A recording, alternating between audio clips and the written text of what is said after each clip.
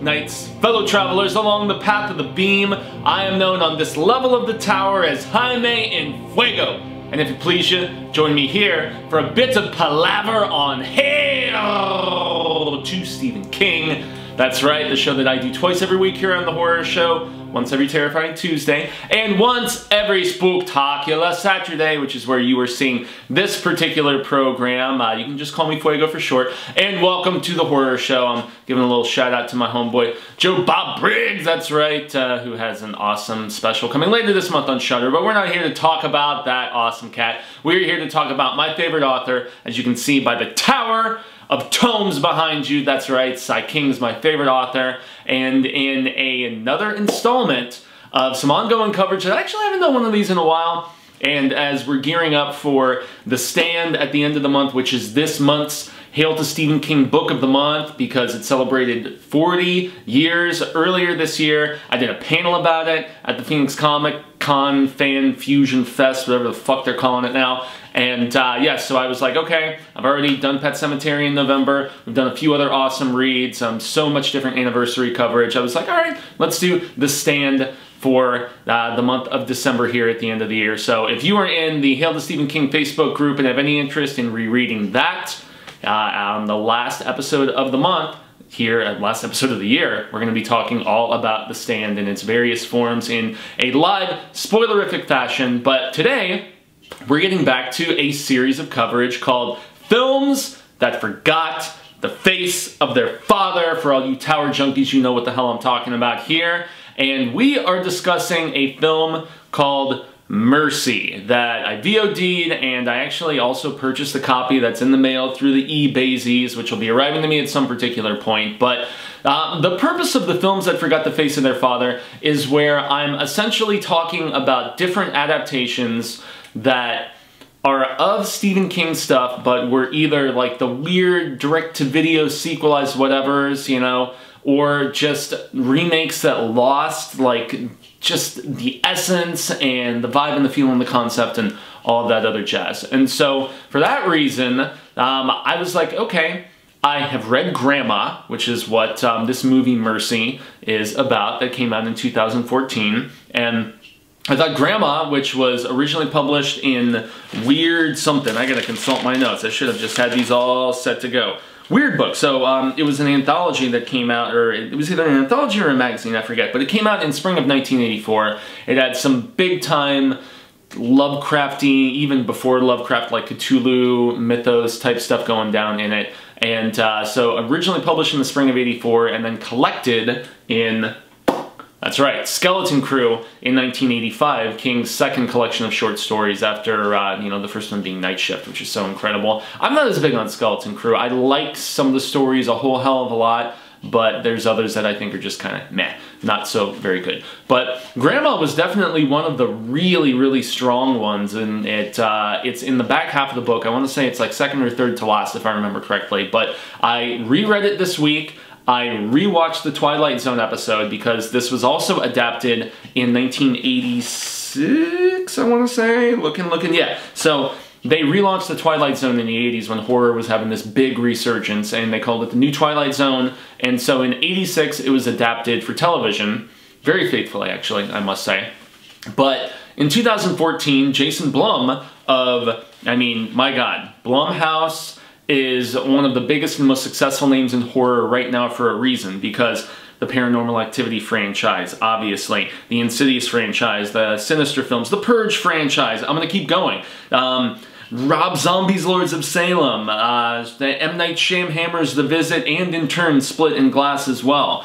you know, crazy, you know, Green Inferno, oh, why is his name eluding me? Mr. Cabin Fever, Knock Knock, everything silly, terribleness. Also, Jordan Peele's Get Out, you know, Mark Duplass Creep, and Mark Duplass is actually in this movie, Mercy. The Couple Unfriended movies, the Happy Death Day movie that's about to get a sequel, and then obviously, you know, most recently, non-dramatic stuff like, you know, Whiplash, if I could talk properly, Black Klansman with Spike Lee, and Halloween, the resurgence of Michael Myers earlier this year, which, I wasn't the biggest fan of. But, so Jason Blum is a powerhouse producer, and he teamed with Mick G, who did those really silly Charlie's Angels movies. He did Terminator Salvation, that I've had people want to, like, fight me over saying Terminator Salvation is trash. It's trash. I mean, I honestly would rather watch Rise of the Machines and Jenny Smith, Terminator, Sega Genesis, or whatever the flip they called that most recent one, over Terminator Salvation. I was not a fan. However, I love Mick G's The Babysitter, but that has a lot more to do with the super babe, whose name I can't remember, who looks so much like Margot Robbie, and she's also Australian. It's like ridiculous, but she's also in she's in Mayhem with dude from The Walking Dead, and yeah, she's actually an incredibly talented actress, and despite the fact that I can't remember her name. But so big names got together in 2012 when this was initially announced to take the Gramma short story and like beef it up into a feature film. Okay, and so you had a lot of big-time acting names in this too. You had Chandler Riggs playing the lead of Georgie, as he's often referred to in both the short story, the Twilight Zone adaptation, and the feature film.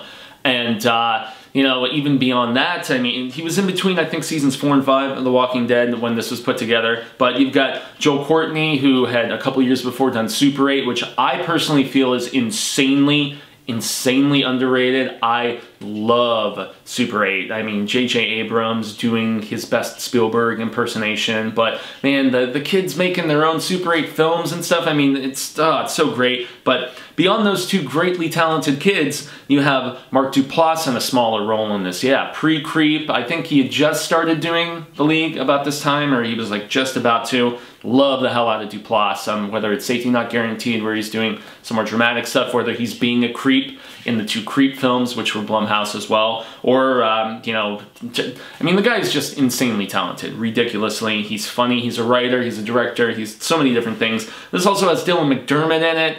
This has Shirley Knight playing Gramma herself, who they dub Mercy. They like give her a name in this, and I mean, she's a thespian that she's in her 80s now, still alive, still kicking, and you will definitely recognize her because, I mean, she was one of the friends of Grandma's Boy, but, you know, stretching back to the 60s and 70s and long even before that, she is a celebrated thespian and has an insane track record of, you know, both, you know, theater and film and stuff like that. But another face that you will totally recognize from the Blumhouse family here, or not even the Blumhouse family, the connection, the Blumhouse connection, which is the fact that Frances O'Connor, who plays the mother in this, who was named Ruth in the short story, I'm honestly trying to remember it, and I just watched this movie like right before doing this review. I'm trying to remember if they actually mentioned the mother in this by name, but it's an actress named Frances O'Connor, and you will obviously recognize her because a couple years later she went on to be the mother in The Conjuring 2,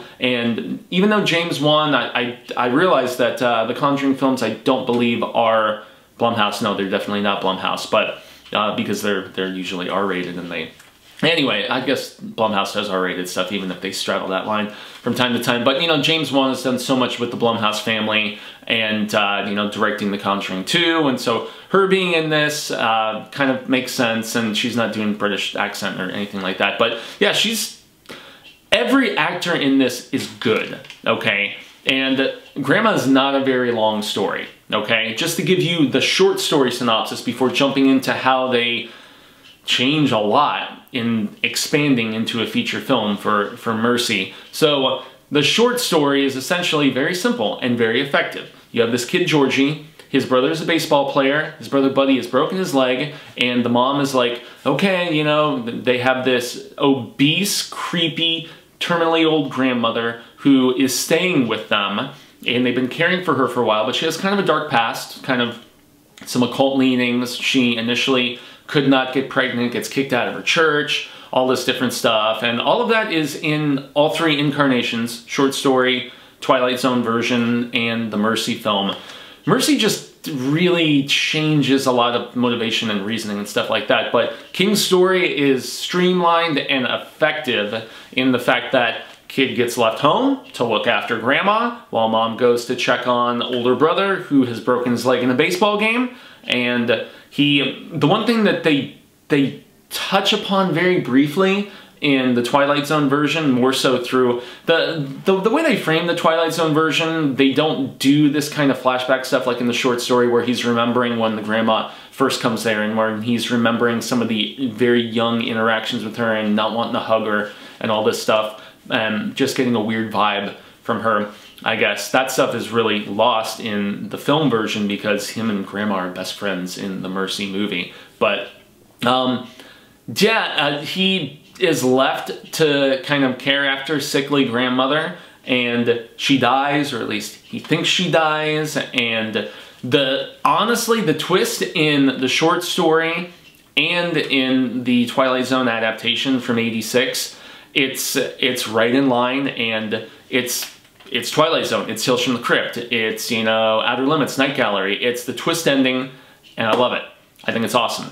That is definitely one of the things that's completely lost in the feature adaptation. But yeah, that's really, it's as simple as you can get. Creepy grandmother, kid is afraid of grandmother, left home alone with grandmother, thinks she dies. That's really about all that you get, and it's a great short story if y'all have never read it in Skeleton Crew, and I highly recommend it. And even though the kid is a little bit annoying in the Twilight Zone version of it, it still really effectively and accurately gets across the vibes of the short story, at least in my estimation. And a really interesting Stephen King connection is the fact that Piper Laurie, who played super creepy Mama White in the Carrie movie, the Brian De Palma original, she does some of the grandma voice work where, you know, it's like, bring me my tea, it's really genuinely scary, man. I mean, or at least unsettling. And I didn't see this as a kid, but if I was 5, 6 years old, or at least like age appropriate even for, you know, the Georgie kid who, you know, you get the vibe he's like, you know, 10, 12, maybe something like that. You know, maybe a little younger, a little older, whatever. But yeah, if I had seen this as a kid, this would have scared the living shiznit bam, schnip, snap, schnit out of me. And yeah, it's, you know, once again, 30-minute Twilight Zone constraints, but perfect realm for this sort of just, you know, very, very by the books and accurate adaptation. The film tries to do its own thing while still retaining some of the themes, and that is where we get to this being a film that forgot the face of its father. So with all of that acting talent, you know, with the fact that you have a director like Peter Cornwell, who not a guy with an extensive resume, but he directs this movie pretty well. He was just a couple years removed from The Haunting in Connecticut, which I have some horror friends that love that movie, others that think it's trash. I haven't seen it. I'm just not big in the haunting possession subgenre of horror. It's not my jam. It really, really, truly isn't. But, I mean, the screenwriter is where I took more note and interest in this, aside from the cast, and the fact that, you know, all those big names involved that are in front of the camera, but the person actually putting the script together, Matt Greenberg, he wrote the Prophecy sequel, which I think the first two Prophecy movies, you know, Kristopher Walken, shout out, are both really strong. The second one is where they start to alter the motivation of certain characters, but I don't want to spoil anything. He also, despite the fact that a lot of people say Kevin Williamson was doing some uncredited writing on it, he's credited for writing Halloween H2O, and I liked Halloween H2O a lot more than Halloween, you know, the reboot, rebequel, whatever you want to call the film that came out from Blumhouse earlier this year. He also wrote Reign of Fire, underrated. He did Fair-Haired Child, which I think William Malone directed, and he did Creature and a bunch of other weird 80s shizzle. Good Masters of Horror. If y'all haven't checked out Mick Garris's Masters of Horror, there's some stuff like that, and then there's some other stuff that's kind of... But most notably, one of the best Stephen King adaptations that's ever been done is 1408, and Matt Greenberg scripted 1408, which in that situation he was working from a borderline novella and kind of expanding just here and there and doing some slight tinkering, as opposed to in this case where he was working with something very small and trying to expand it into a near 90-minute feature. It's not bad, but it's not good. It's very much of that meh territory, meh, and it's just a lot of those motivations being just, you know, changed and stuff is where I found the biggest issues with this movie. You know, the fact that Chandler Riggs' character is best friends with the grandmother, that's okay, you know, but this is where I don't want to spoil stuff too much. I will say the effects when we have them are cool. The violence when it actually transpires is gruesome. They start the film out by like tracing all the way back to the 60s, and you have the Gramma, the Mercy character, pregnant and in labor with triplets, and like husband kind of going nuts, and there's some stuff going down with an axe, and I'm not going to spoil anything, and then it fast forwards to her having a major medical issue, and she needs to be taken, and to essentially the mother and the two brothers, Buddy and Georgie, they move in to take care of the grandmother, and in the short story they come back to Castle Rock. Yeah, there you go, the Castle Rock connection. And I mean, it's a very short, very brisk movie, but they add in a lot of tropes, like the fact that you know, Riggs, you know, I just keep wanting to say Carl, you know.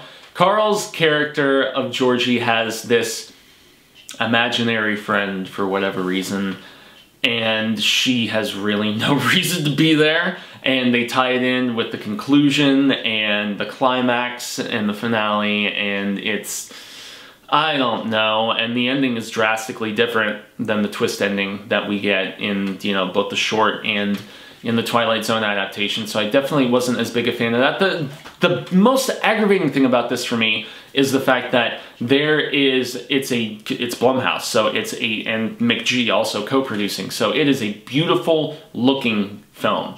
And you know, when they start to discover the occult connection, without really tying in things and spoiling stuff too much, they discover some books, and they're initially barren, and then ink with very detailed, crazy drawings and stuff starts appearing in this book as they give the attempt to read it, and as you start to realize kind of an intended connection between Carl's character and you know, the grandmother and stuff like that, and what sort of witchly evil presence is surrounding things, because that's really the basis of the short story, is the fact that Grandma's a witch. You know, that's, I mean, you can see that in the synopsis of both the short story and the, you know, film and stuff like that. But they twist around the witchly connection / motivation and reasoning in the feature, and I didn't like it. I just really didn't. And this is where the film forgot the face of its father. I commend somebody on trying to expand on source material, on trying to make it their own thing, but this is definitely one of those situations where it's very loosely based, and all of the stuff that comes before the last 25 minutes, it's fine, you know, it's fine, it makes total sense, and it's understandable that they would want to give some backstory to the mother, you know, but it's an unnecessarily just poorly executed. Dylan McDermott was her former love interest growing up, and she left and went and joined the army, and she still loved him but didn't want to come back because Mother was there, and none of them got along with Mother. Duplass's character is the brother, and you know, he's the unnecessary alcoholic who's barely in the movie, and some stuff goes down with him, and just lots of cliches in the writing. The writing is really just not very good in this movie, which sucks because performances are good, the look of the film is good, but the changes that are made are very blah. And I mean, this is like an 80-minute movie, guys. It's really, really short also. And yet it still feels too long, even at that rate. Yeah, I'm just not... It's not trash though, which is the crappy thing, because it's so much more infuriating, as I've said on this program countless times, whether it's a short story, whether it's a film, whether it's whatever it may be.